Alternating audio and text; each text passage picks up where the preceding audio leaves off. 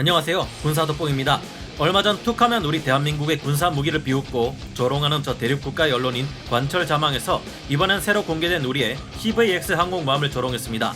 저들은 우리가 CVX 항공모함을 만들 기술도 그럴만한 돈도 없다고 했는데요. 하지만 언제나 그렇듯 저들의 조롱은 곧 우리가 개발하는 무기가 껄끄럽고 신경 쓰인다, 두렵다는 생각을 돌려 말하는 것이라 볼 수도 있을 겁니다. 물량으로는 어떨지 몰라도 성능상으로는 우리 대한민국의 군사 무기들은 성능이 뛰어나며 수적 우위로 미국을 위협하는 대륙의 군사력으로도 절대 함부로 볼 수 없는 것들이 많기 때문이죠. 오늘은 그 중에서도 대륙이 가장 두려워하는 우리 대한민국의 강력한 무기들은 어떤 것들이 있는지 알아보겠습니다. 전문가는 아니지만 해당 분야의 정보로 조사 정리했습니다. 본의 아니게 틀린 부분이 있을 수 있다는 점 양해해 주시면 감사하겠습니다. K9, 누가 뭐라 해도 우리나라 군대 전력에 있어서 가장 무시무시한 것은 바로 육군입니다. 북쪽 국가나 대륙과의 대규모 지상전에 대비하기 위해 편성된 대한민국의 제7기동 군단은 말로만 군단이지 규모로 봤을 때 거의 야전 군급이며 세계 다른 군단들과 비교해봐도 확실히 기괴하다는 말이 나올 정도로 거대한 규모를 자랑하는데요.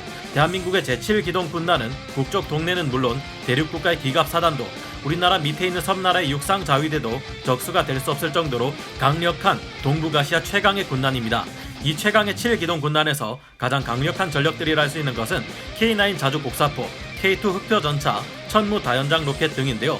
특히 K9은 대륙 국가와 반대편에 있는 국가들이 많이 수입하다 보니 자칫하면 실전에서 맞서 싸울 상대가 될 수도 있는데, 그래서인지 대륙에서 유독 자주 까내리고 있습니다. 하지만 실제 K9 자주 곡사포는 발사할 때마다 반동 때문에 정신을 못 차리고 춤을 추는 대륙의 PLZ-05 자주포와는 달리 매우 정확한 적중률을 자랑합니다. 또한 15초간 3발, 3분간 분당 6발에서 8발, 1시간 동안 분당 2발에서 3발을 발사할 정도로 연사속도 또한 뛰어나죠.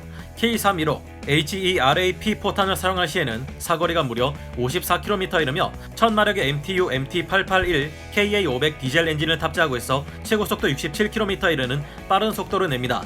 자동 장전 장치와 향상된 탄도 계산 컴퓨터를 잘 갖추고 있는 K9은 곡사포의 특성을 살려 3발의 포탄이 동시에 같은 지점을 공격할 수 있는 MRSI 사격이 가능합니다. 한국의 K2 흑표 전차 또한 대륙이 자주 조롱하는 대상인데요. 하지만 정확도도 크게 떨어지고 정비 상태조차 좋지 않아 탱크 바이애슬론 대회에서 비웃음거리가 되고 말았던 96식 전차에 비해 K2 흑표 전차는 뛰어난 성능을 가진 대한민국 육군의 최신의 3.5세대 전차입니다. 구릉지가 많은 한반도의 험한 환경에서도 작전을 수행할 수 있고 장갑과 화력, 기동성에 자동 장전 장치의 정확성, 전자장비 성능 또한 뛰어난 세계 최정상급 전차입니다. 2008년 언론에 공개된 당시 단순 수치 비교로는 세계 각국의 주력 전차들과 비슷하거나 상회하는 수치를 보여주었으니 말다한셈입니다.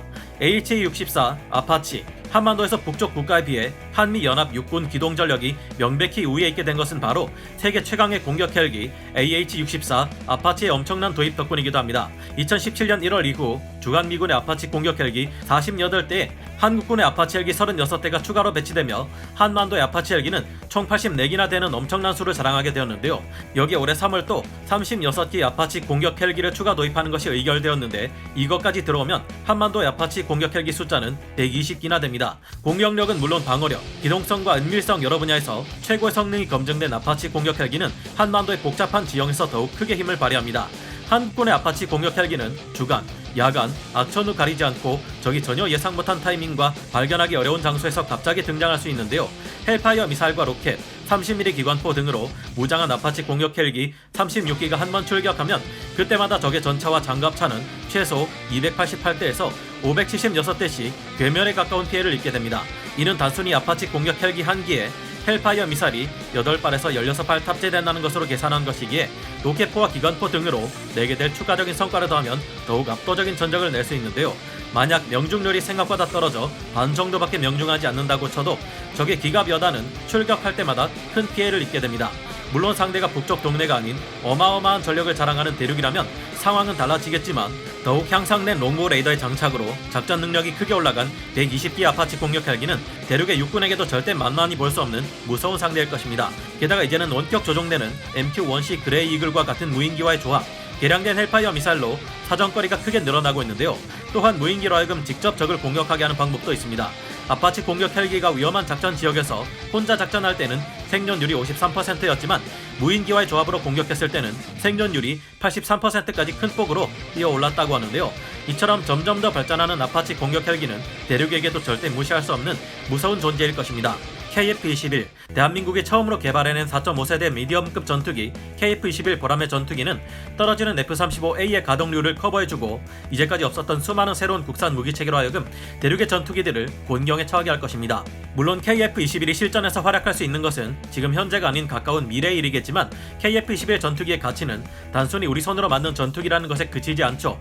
대륙에는 4세대 전투기인 젠15 전투기, 젠16 전투기 등이 있으며 5세대 전투기인 젠20, FC-31까지 있지만 이것들이 과연 진짜로 스텔스 전투기를 할 수 있는지 의구심이 많습니다. KF-21은 F-16을 능가하는 4.5세대 기체를 목표로 개발되는 만큼 뛰어난 기동성을 가질 것으로 예상되며 뛰어난 전자전 장비를 탑재하고 있습니다. 거기에 스텔스 형상 설계와 함께 스텔스 도료인 램까지 일부 적용되어 있는데요. 자체 개발한 에이사 레이더에 적외선 탐색 및 추적 장치인 IRST, EOTGP, 데이터 링크와 연동되는 센서 표전 기술 등이 적용되었기에 절대 대륙 전투기들과의 전투에서 밀리지 않을 것이라 예상합니다. 모든 무기 체계가 잘 개발된다는 가정이 있어야만 하겠지만 KF-21에 탑재되는 상승 단계 탄도 미사일을 요격하는 방어 미사일은 대륙의 탄도탄 위협을 조기에 어느 정도 막아낼 수 있을 겁니다. KF-21에서 발사되는 공중 발사 극초음속 미사일은 미국만큼 MD 체계가 발달하지 못한 대륙이 막아내기에는 벅찬 무기가 될 것이 분명할 텐데요. 한국은 앞으로 공중 발사 탄도 미사일 또한 개발할 계획이며 AGM-88E 함과 같은 수준의 대레이더 미사일까지 개발할 계획을 가지고 있습니다. 이 모든 무장들이 KF-21에서 효과적으로 운용된다면 아무리 숫자가 많은 대륙의 전투기들이라 할지라도 함부로 덤빌 수는 없을 겁니다. 대륙의 전투기들은 고질적으로 엔진 문제를 겪고 있지만 KF-21의 경우 충분히 성능이 검증된 FA-18EF 슈퍼 호넷의 엔진인 F414GE400 계열의 엔진을 사용하는 만큼 실전에서 더 뛰어난 성능을 발휘하는 것은 KF-21이 아닐지 조심스레 예측해봅니다. 더구나 정말로 블록3에 가서 KF-21이 내부 무장창을 갖추고 5세대 스텔스기로 환골탈퇴한다면 젠20이나 FC-31 같은 대륙의 5세대 스텔스기들조차 압도할 수 있지 않을까 생각해봅니다. 여러분은 어찌 생각하시나요?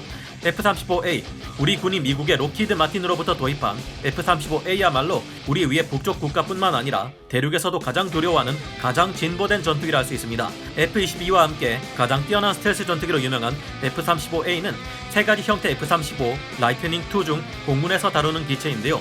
다목적 전투기인 F-35는 뛰어난 스텔스 성능을 10분 살려 적에게 발각되지 않고 단독으로 제공권을 장악하는 것은 물론 지상 공격 임무까지 맡을 수 있도록 제작되었습니다.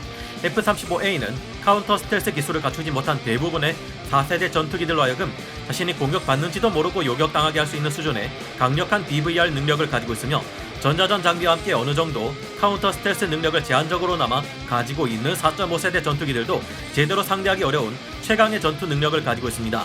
뿐만 아니라 다른 스텔스기들을 잡을 수 있는 카운터 스텔스 능력을 두루두루 갖춘 스텔스기라 할 수 있는데요. F-35는 적외선 감지 추적 장치인 IRST, 전자광학 추적 장치인 EOTS, 360도 전방향의 적외선 화상을 HMD에 구현하는 EODAS 등을 갖추고 있는데요.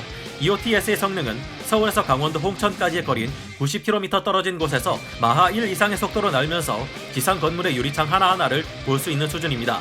여기 F-35만을 위해 개발된 강력한 지향성 데이터 링크인 MADL을 가지고 있는데요. MADL은 전자전 회피와 전파 은닉에 최적화되어 있으며 임무 시스템을 통합해 다른 F-35들, 지상 통제소와 조기 경보기는 물론 바다 위의 함선들과도 실시간으로 정보를 공유해 패트리어트 미사일이나 SM-6 미사일 등의 다른 플랫폼에서 발사되는 무기로 장거리 원격 교전 또한 가능합니다.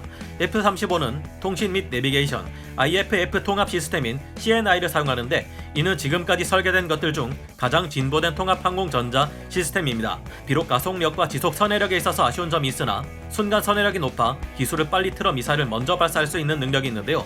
F-35A의 경우 내부 무장창에만 2000파운드의 항공 유도 폭탄인 제이담을 탑재할 수 있는데 이는 강력한 벙커버스터 폭탄이기에 지하의 숨은 적의 시설까지도 파괴할 수 있습니다. 여기에 전술핵 폭탄인 B-61-12 투하 실험에도 성공하는 무서운 모습을 보였는데요. 물론 이 같은 스펙은 미군의 F-35A 성능을 이야기한 것이지만 점차 우리 공군이 도입한 F-35A 또한 업그레이드를 통해 더 강력한 무장을 탑재할 수 있는 만큼 대륙의 젠20은 우리 공군의 F-35A를 상대하기 어려울 듯합니다. 현무포, 핵미사일이 아닌데도 거의 1kg급의 전술 핵미사일이 가진 것과 동일한 관통력을 가진 괴물 미사일이 대한민국에 존재합니다. 이 미친 화력을 가진 미사일의 정체는 바로 현무포 단거리 탄도미사일인데요. 현무포는 대한민국 국군의 주력 미사일 체계인 현무 미사일 시리즈의 최신형으로 지난 2020년에 기본적인 개발이 완료되었습니다.